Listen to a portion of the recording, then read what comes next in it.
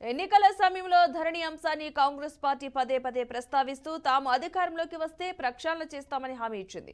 ఈ నేపథ్యంలో ధరణి పెండింగ్ దరఖాస్తుల పరిష్కారంపై రేవంత్ సర్కార్ దృష్టి సారించింది. ఇందుకోసం మార్చి 1 నుంచి 9 వరకు స్పెషల్ డ్రైవ్ నిర్వహిస్తోంది. ఇందుకు సంబంధించిన తహసీల్దార్ ఆర్డీఓలకు పలు అధికారాలను దాఖలు పరిచింది. ఇక ఇటీవల ఈ అంశంపై సీఎం రేవంత్ రెడ్డి నేతృత్వంలో రెవెన్యూ మంత్రి పొంగులేటి శ్రీనివాసరెడ్డి ఉన్నతాధికారులతో ధరణి కమిటీ సమావేశమైన విషయం తెలిసిందే. పెండింగ్ లో ఉన్న 2.45 లక్షల దరఖాస్తులకు వెంటనే పరిష్కరించాలంటూ కూడా నిర్ణయించారు.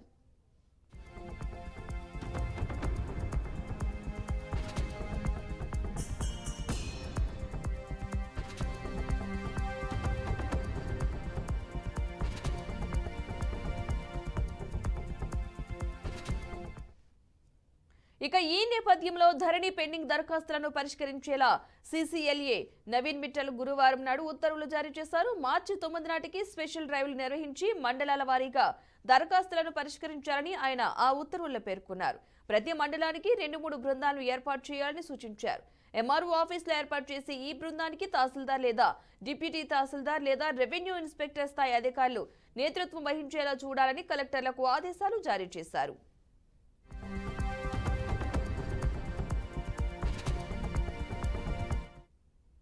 ఇక నేటి నుంచి క్షేత్రస్థాయిలో ఫీల్డ్లోకి కమిటీలు వెళ్లే అవకాశం ఉన్నట్లుగా తెలుస్తోంది. ఈ ధరణి పెండింగ్ అప్లికేషన్ల పరిష్కారానికి అయితే టీంలను ఏర్పాటు చేశారు. ఇదే అంశానికి సంబంధించిన పూర్తి సమాచారాన్ని మా ప్రతినిధి వాసు అందిస్తారు. వాసు, పద్మ, తెలంగాణలో కాంగ్రెస్ ప్రభుత్వం వచ్చిన తర్వాత ప్రధానంగా ధరణి లోపాల మీద సీఎం రేవంత్ రెడ్డి కమిటీ వేశారు. 5 సభ్యులతో కూడిన ఈ కమిటీ అనేక జిల్లా కలెక్టర్లు అట్లాగే వివిధ శాఖలు భూ సమస్యలకి లింక్ అయి ఉన్న అనేక శాఖల అధికారులతోని పలు దఫాలుగా సమావేశం నిర్వహించింది.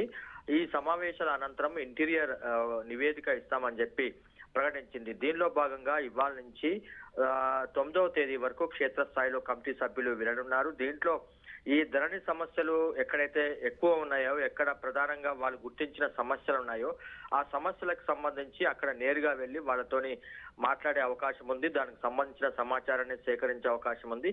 అట్లాగే దీనికి ధరణికి సంబంధించి ప్రభుత్వం భూమాత పోర్టల్ తీసుకొస్తామని చెప్పిన నేపథ్యంలో ఈ ధరణి లోపాలని సవరిస్తూ కొత్తగా తీసుకురాబోయే ఏదైతే పోర్టల్ ఉందో ఆ పోర్టల్కి ఈ ధరణి పోర్టల్ సమస్యలన్నింటిని కూడా పరిష్కరించే విధంగా దాన్ని తీసుకొచ్చే ప్రయత్నం ప్రభుత్వం చేస్తా ఉంది. ఈ క్షేత్రస్థాయి పర్యటనలో వాళ్ళ దృష్టికి వచ్చిన సమస్యలను కూడా ఈ నివేదికలో పొందుపరిచే అవకాశం ఉంది.